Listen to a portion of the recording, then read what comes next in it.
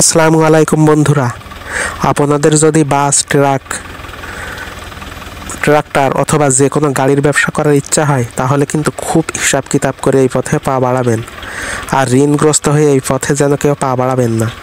এই গাড়ির ব্যবসাটা এমনই একটা ব্যবসা, এই পথে কিন্তু যেমনই মানুষ কোটিপতি হতে পারে, আবার পা স্লিপ করলে কিন্তু অনেক সর্বনাশ হয়ে যেতে পারে। এই কারণে নিজে জেনে বুঝে তারপরে কিন্তু এই গাড়ি ঘোড়া কিনবেন, তা না হলে কিন্তু কিনবেন না।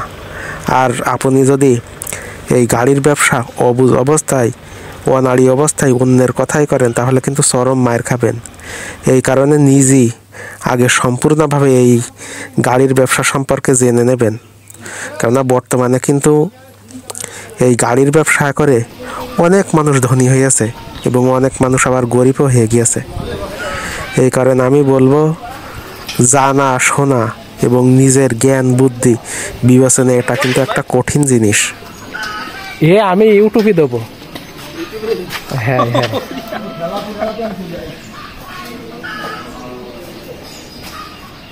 ড্রাইভারের একটু বেশি দিয়ে দিও।